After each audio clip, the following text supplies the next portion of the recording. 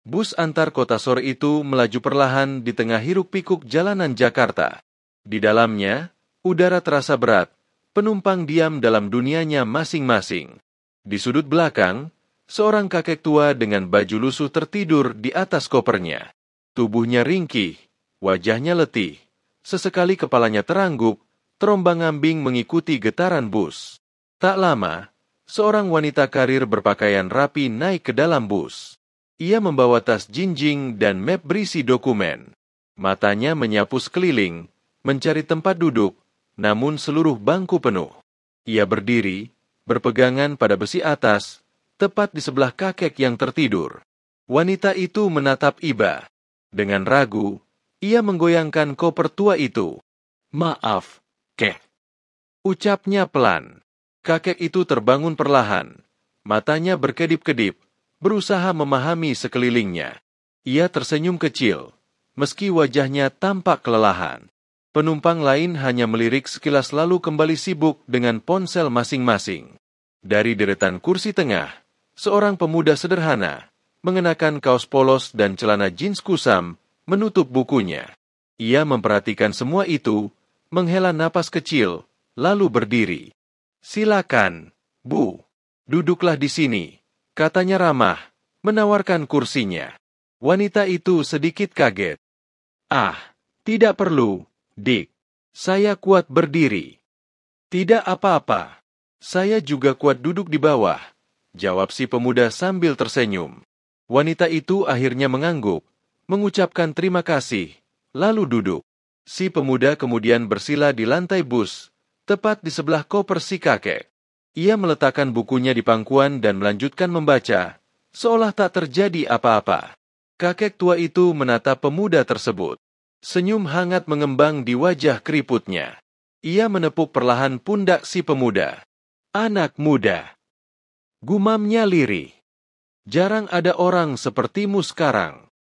Pemuda itu hanya tersenyum tanpa membalas. Matanya kembali tertuju ke buku di pangkuannya. Beberapa penumpang yang melihat kejadian itu berbisik-bisik. Ada yang tersenyum kagum, ada yang malu pada dirinya sendiri. Suasana bus terasa berbeda, hangat. Waktu berlalu. Bus pun tiba di terminal tujuannya. Penumpang turun satu persatu. Saat pemuda itu hendak berjalan pergi, si kakek memegang lengan bajunya. "Nak, ikutlah sebentar dengan saya," ucapnya lembut namun penuh wibawa. Pemuda itu menatapnya ragu, tapi akhirnya mengangguk. "Baik, Kek." Di luar terminal, sebuah mobil hitam mewah sudah menunggu. Sopir berpakaian rapi membungkukkan badan hormat kepada si kakek. Penumpang lain yang melihat pemandangan itu hanya bisa membelalak heran.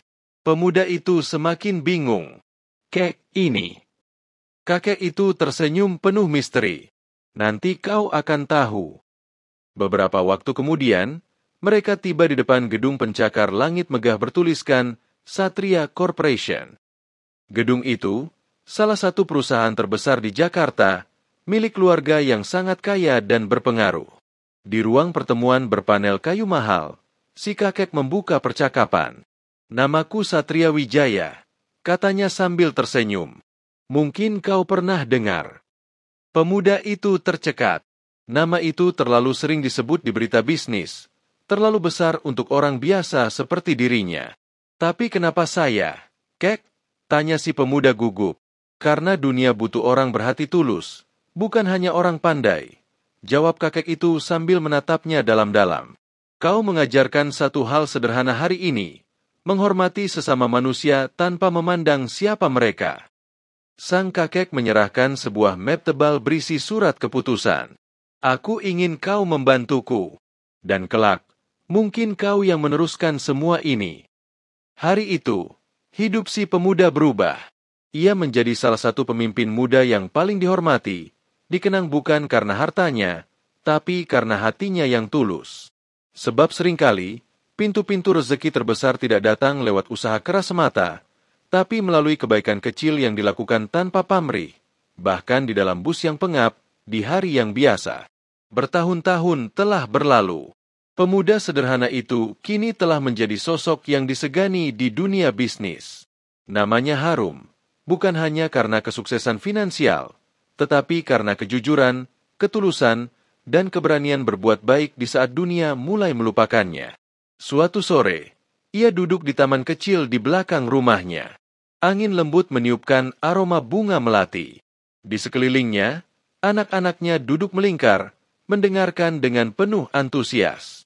"Ayah, ceritakan lagi tentang hari itu di dalam bus," pinta si bungsu, matanya berbinar.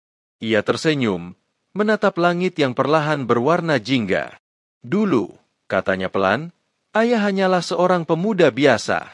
Tak punya apa-apa, hanya membawa sebuah buku bekas dan hati yang tak ingin membiarkan orang lain menderita." Anak-anak itu mendekat, wajah-wajah polos mereka menunggu kelanjutan cerita. Di bus tua itu, ayah memilih memberikan tempat duduk. Bukan karena berharap imbalan, hanya karena merasa itu yang seharusnya dilakukan.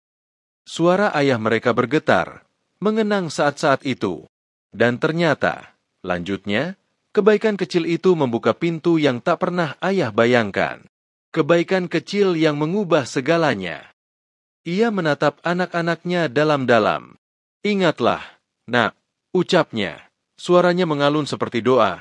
"Dunia ini mungkin keras, tapi kebaikan, sekecil apapun, akan selalu menemukan jalannya sendiri untuk kembali kepadamu berkali-kali lipat." Matahari tenggelam perlahan di ufuk barat, membawa warna keemasan di langit Jakarta, seolah ikut membisikkan sebuah pesan abadi. Bahwa kadang, sebuah tempat duduk yang diberikan dengan ikhlas, dapat menjadi tahta kemuliaan yang kekal dalam hidup seseorang.